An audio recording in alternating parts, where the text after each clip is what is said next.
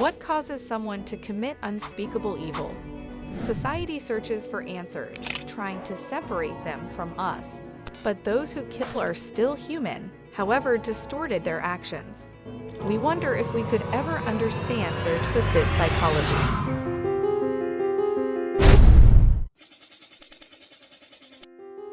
Hi guys, and welcome back to Crimeco, where we break down some of the most gruesome true crime cases from all over the world, giving you the most up-to-date detailed information. If that sounds like something you are interested in, be sure to subscribe and don't forget to give this video a like.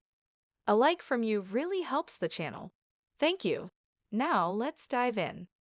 In a quiet corner of the world, a picturesque village rests in peaceful beauty. Port Arthur, a former brutal convict settlement turned into a historic site, sits serenely on the Tasman Peninsula, near the tip of the island state of Tasmania in southeastern Australia.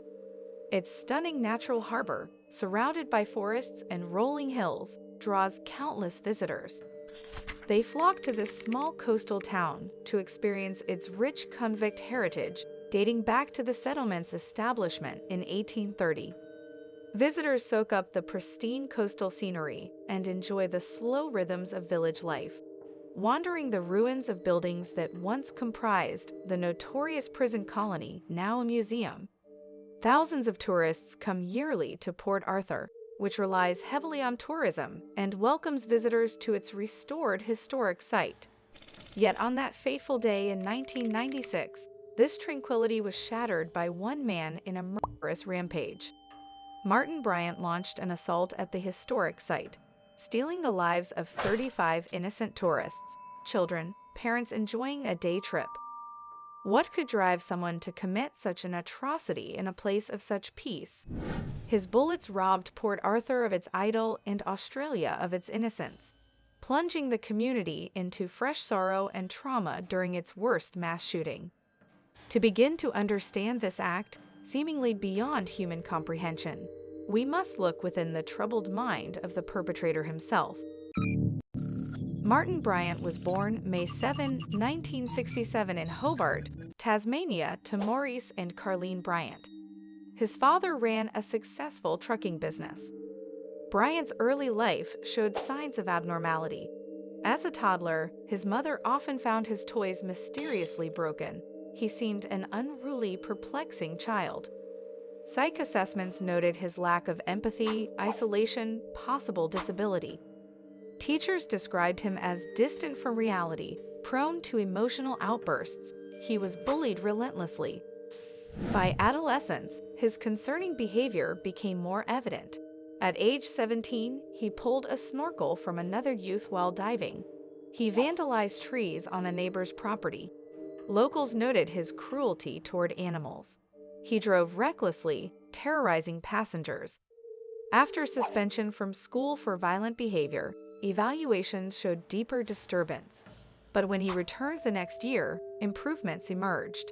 He persisted in teasing other kids, but was transferred to a special education unit.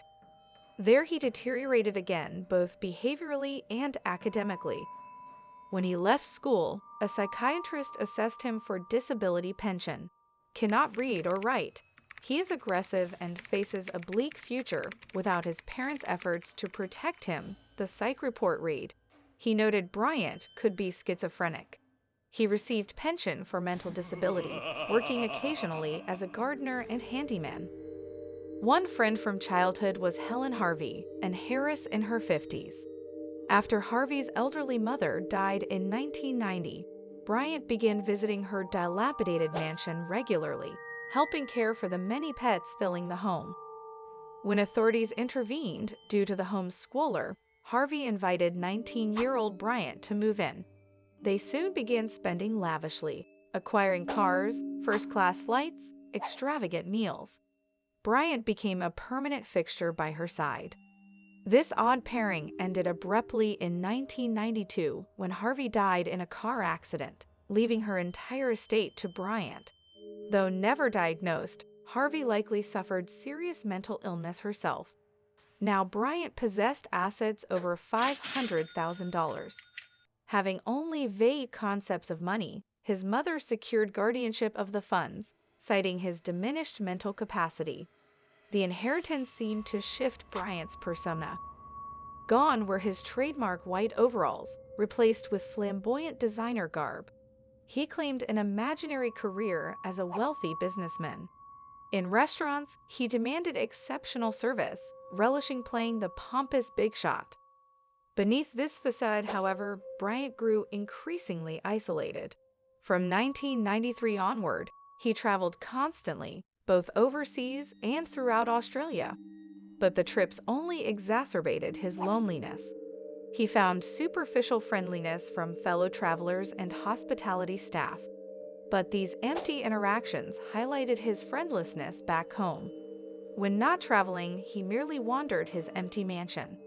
By 1995, Bryant plummeted into severe depression, consumed by perceived persecution. Though never much of a drinker before, he now drank excessively, downing a bottle of liquor daily.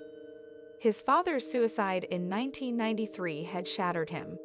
Bryant blamed the Martins, who had outbid his father to purchase a guest house called Seascape. In Bryant's mind, their purchase intentionally sabotaged his family. This grudge festered dangerously. Around this time, lethal fantasies began churning in his chaotic mind. He later traced the massacre idea to media coverage of prior mass shootings. Obsession grew. The planning phase lasted 4 to 12 weeks by his estimate. In particular, Bryant fixated on the Scottish Dunblane tragedy weeks earlier. He admired the perpetrator Thomas Hamilton. Dunblane's notoriety apparently motivated his own desire for infamy by any means. This desire propelled his emerging delusions of grandeur. Though friendless, uneducated, and living off inheritance, he now saw himself as a wealthy entrepreneur. He wore expensive suits, dined lavishly. These fantasies provided a thin veneer over his reality of profound lack of purpose, connections, identity. His meaningless existence found dark purpose in envisioning murder. The site Bryant chose also symbolized what he lacked. Seascape Guest House, the initial crime scene, owned by David and Nolene Martin, was lost to his family through the Martins' purchase. He resented their happiness and success. On the day prior to the murders, Bryant visited Seascape claiming he was considering buying cattle from the Martins. In reality, he was finalizing plans to eliminate them. He already blamed this elderly couple for his father's suicide. Now targeting them first provided motives of both vengeance and notoriety. On April 28, 1996, Martin Bryant's day of infamy arrived. He set off for Port Arthur to enact his deadly plan. His first stop was Seascape Guest House. Likely between noon and 3 p.m. the day prior, Bryant murdered the elderly couple execution style. After killing Martins, Bryant stole their car keys and weapons. He then drove to Port Arthur in his yellow Volvo, arriving around 1 p.m. He brought along the Martins' firearms and a large duffel bag. His first stop in Port Arthur was the Broad Arrow Cafe inside the historic site. Around 1:10 p.m., after paying the entry fee, Bryant parked near the cafe and retrieved his weapons from the Volvo. The site manager saw Bryant enter the cafe carrying the bag and a video camera. Inside, Bryant ordered food and ate lunch on the deck, attempting to make small talk with others. Soon after, the killing began. Bryant moved to a table near Mo Ying, 48, and Sao Lang Chung, 32, visiting from Malaysia. He pointed his Colt AR-15 rifle and fired, killing them instantly. His next shot grazed Mick Sargent's skull, knocking him to the floor. Mick's girlfriend, Kate Scott, 21, was killed execution style by Bryant's next shot through her brainstem. Jason Winter, 28, threw a serving tray at Bryant to distract him from shooting Winter's infant son and wife. Bryant's next spray of gunfire riddled Anthony Nightingale, 44, killing him, and also killing Kevin Sharp, 68. As patrons screamed and scrambled, Bryant fired recklessly throughout the cafe. His bullets took the lives of Walter Bennett, 66, and Walter's brother Raymond Sharp, 67. Near the exit, Bryant killed George Bennett, 58. Moving toward the gift shop, he shot Robert Elliott, 40, in the head, though Elliott survived. In the gift shop, Bryant murdered local women Nicole Burgess, 17, and Elizabeth Howard, 26. Back in the cafe, he executed Pauline Masters, 49, Ron Jerry, 71, and Peter Nash, 32. When Bryant's rifle jammed, he simply reloaded and continued his rampage. By now, the cafeteria floor was covered in blood and broken glass. Bodies lay crumpled atop one another, but Bryant's thirst for carnage remained unquenched. He moved out to the parking lot and began wildly firing under parked coaches, killing Royce Thompson, 59, and Bridget Cook, 43, while gravely wounding several others. When frightened tourists tried fleeing across the lot, Bryant cut them down in cold blood. His victims here included Nanette Macaque, 36, and her daughters, Alana, 6, and Madeline, 3. Also murdered outside were Wayne Fincher, 51, from Victoria, and the site's toll manager William Ng, 45. Bryant stole Ng's gold BMW at gunpoint after executing his family. He forced a hostage into the trunk of the BMW. As Bryant drove off, he shot at passing cars, killing Elizabeth Howard's father Jim, 68. Arriving back at Seascape, Bryant burned the BMW with his hostage still trapped inside. He fired erratically at police officers who soon swarmed the area. Over the next 18 hours, Bryant held out in the guest house with multiple hostages. Authorities evacuated Port Arthur, fearing additional attacks. In the cafe and gift shop, he fired 29 shots, unalived 20 people, and injured 12 more. Then during the car park slaughter, his total death toll rose to 35 people murdered, with another 23 wounded. The rampage lasted merely minutes, but in that time, a single perpetrator changed countless lives forever. In the wake of pure evil, hope somehow emerges. Though the tragedy of Port Arthur could never be undone, the human spirit persevered. Martin Bryant was arrested the next morning while fleeing Seascape Guest House, suffering burns to his body from fires he had set. He was treated at the hospital under heavy guard. Despite the heinousness of his crimes, Bryant was judged medically fit to stand trial after extensive psychological evaluation. He pleaded guilty to all charges. On November 22, 1996, Bryant received 35 sentences of life imprisonment without parole, one for each victim murdered. His papers are marked never to be released. For his own protection, he served the first months in isolation. In 2006, he was transferred to a secure mental health prison ward, now residing in Risdon Maximum Security Prison.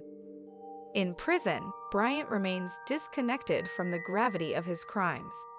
He passes time listening to a radio, avoiding all news of the massacre. Photos taken by a reporter were destroyed immediately. The global reaction was swift after the tragedy. Australia's government initiated expansive gun law reform, heavily restricting firearms. Many nations expressed solidarity. The community also stepped up to support survivors and victims' families through a substantial relief fund. In one victim's memory, a foundation combating youth violence was launched. Bryant's motivations remain in debate. Some medical experts pointed to mental disabilities, antisocial personality, depression, and schizophrenic tendencies. Others stated that while clearly disturbed, he did not meet Australia's high bar for an insanity plea. But regardless of legal sanity, deeper neuropsychological dysfunction played a key role. In studying the Port Arthur incident, experts also found evidence of copycat influence based on intense media coverage of prior massacres like Dunblane. The dark side of fame provided inspiration to Bryant's unstable mind. And so the layers of Bryant's personality emerge. Intellectually impaired and mentally ill, socially isolated, resentful of normal lives, craving recognition, lacking empathy, morally adrift, cruelty uncontrolled from childhood. organs all functioning perfectly, yet the mind catastrophically malfunctioned. But if evil has neurological roots, did he have any choice over his actions? Were the seeds of madness sown before his birth? We may never fully comprehend his incomprehensible mind. Yet through hope, compassion, and moral courage, even the darkest tragedies can spark light. When faced with actions we can never understand, how shall we respond? With empathy? Hatred? Indifference? The choice is ours.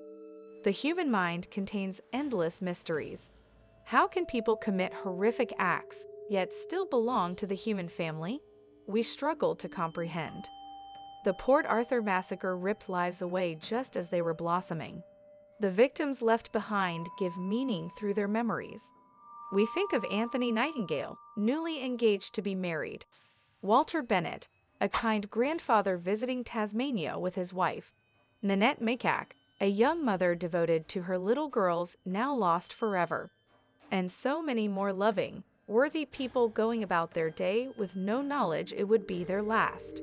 The light extinguished gives us perspective to cherish the light remaining. We can never reconcile these senseless losses, but may we honor those lost through building a society with greater compassion, opportunity, and understanding. The more we isolate and ostracize the vulnerable, the more darkness creeps in. Had Bryant's path diverged toward human connection, this evil may have been avoided. We must reach out to the disconnected and disturbed among us with open arms, not condemnation. Isolation nourishes the seeds of madness. Community robs it of power. Bryant's untreated mental disabilities created an alternate reality. But instead of helping him integrate, society cast him out. Unable to bond with humanity, he lost his own. Of course, we cannot excuse murder. The human conscience distinguishes good from evil, but the line dividing them in some minds blurs beyond recognition. Understanding this may inspire compassion. With compassion, we build a more just and inclusive world. We identify the vulnerable, extend hands to lift them up, share burdens of those suffering. We speak words of life. Port Arthur reminds us that evil lurks in every human heart, in the periphery waiting to be fed.